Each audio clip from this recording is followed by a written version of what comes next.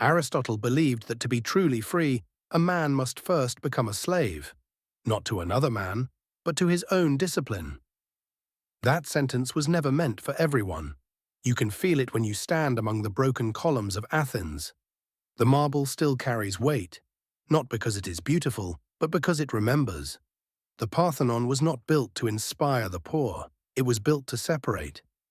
Above the city, on stone cut by unpaid hands, the elite gathered to discuss virtue, order, and the nature of a good life, eudaimonia. Below them, in dust and sweat, lived the many, fed just enough, educated just enough, taught stories, not structures. The Greeks did not fail to educate the poor. They chose not to, because some knowledge does not liberate, it reorders, and reordering society is dangerous to those already seated at the top. The first omission. The poor were taught obedience, the elites were taught arete. Arete does not mean success, it does not mean wealth, it does not mean achievement. Arete means excellence of function. A knife has arete when it cuts cleanly, a horse has arete when it runs without waste. A man has arete when nothing in him is accidental. This was never presented as motivation. It was presented as architecture. The poor were told what to do. The elites were taught how to think in systems. And systems, once understood, do not ask permission. Ask yourself this: who taught you how to build yourself as a structure instead of chasing outcomes? Education as a gate, not a ladder in Athens. Education was not designed to lift the masses. It was designed to filter. The sons of citizens studied geometry, not for math, but for proportion. They studied rhetoric, not to speak, but to command perception. They studied philosophy, not to question, but to endure contradiction without collapse. Meanwhile, the poor were given myths. Myths keep people calm. Structures make people dangerous. If the masses learned discipline without supervision, if they learned restraint without fear, if they learned patience without hunger, power would migrate. And power, once migrated, does not return politely. The second omission. Time Greek elites were trained to think in decades. The poor were forced to think in days. This was not an accident. A man who thinks in days asks, how do I survive? A man who thinks in decades asks, what can I build that outlives my effort? Arete requires time. Time requires stability. Stability requires control, so the poor were kept reactive. Our busy hands, tired minds. Tell me, when was the last time you planned something that would not reward you immediately? Discipline was never moral, it was strategic. The Stoics did not teach discipline because it was noble. They taught it because it was quiet power. A disciplined man does not need to announce himself. He does not panic when ignored. He does not chase approval. He becomes predictable to himself and unpredictable to others. That is terrifying to any hierarchy. So discipline was reframed for the poor as punishment, while for the elite, it was inheritance. The third omission, inner sovereignty. Epictetus was born a slave, but even his words were not meant for everyone. Because the idea that nothing external controls you is destabilizing. Oh, a man who believes his emotions are his own territory cannot be ruled by spectacle. A man who governs his reactions cannot be manipulated by fear. And fear was the currency of the ancient world, still is. So the poor were taught to pray. The elite were taught to govern the self as a city-state. Let me ask you plainly, who controls your inner weather? You or whatever happens next? Why this was never taught openly? Because arete creates men who do not beg. Men who do not beg do not comply easily. And men who do not comply eventually rewrite the order. The Greeks understood something modern systems pretend not to. You don't need to chain a man if you can keep him distracted, emotional, and exhausted. The greatest trick was not oppression, it was misdirection. Teach the poor morality without mastery. Teach them hope without structure. Teach them effort without leverage. They will blame themselves forever. The silent contract. The elite did not hoard money first. They hoarded orientation. They knew where they were going before they took the first step. They knew who they were becoming before they lifted a stone. And that is the knowledge that was never written on public walls. Because once a man sees himself as a long project, he stops living like a short emergency. Ask yourself, are you reacting to life or constructing a legacy? The weight of marble, look again at the ruins. The Parthenon was not built quickly. It was not built cheaply. It was not built emotionally. It was built by men who thought beyond applause. That mindset did not die. It went underground, passed quietly, father to son, master to student. Never shouted, never democratized, because power, like stone, cracks when spread too thin. The mountain remains. You were never meant to stumble upon this casually. If you're hearing it now, it means the dust has settled enough for you to see the foundations. But knowing is not enough. Arete is not admired. It is lived, slowly, deliberately, without witnesses. And I will not end by summarizing. I will leave you where the Stoics always did, at the base of the mountain. First say to yourself what you would be, and then do what you have to do. Epictetus, the climb is yours. The Greeks did not worship discipline because it was righteous.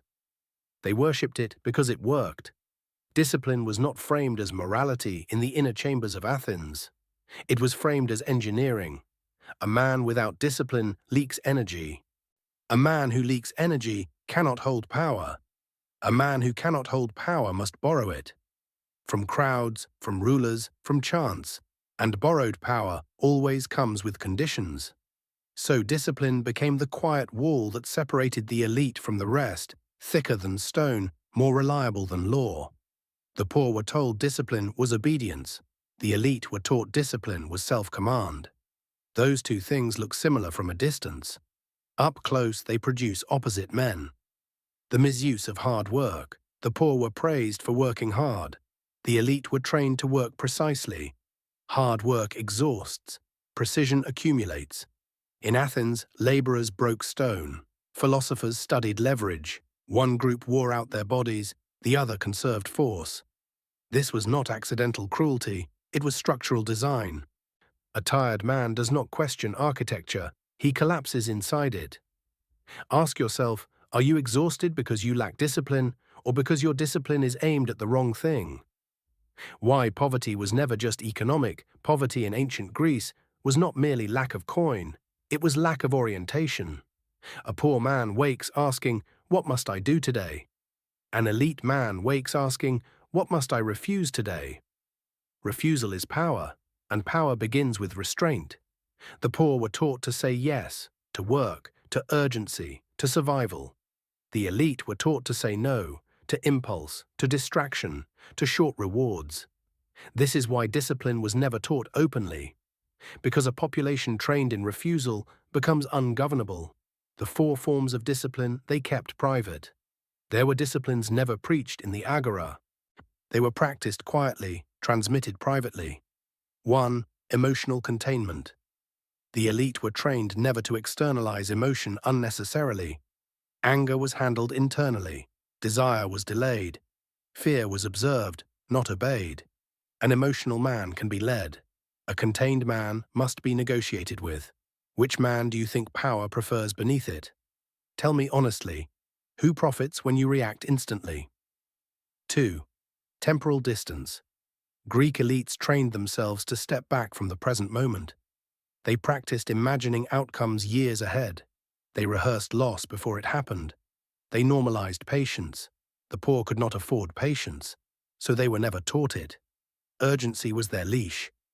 And urgency still is. 3. Invisible preparation.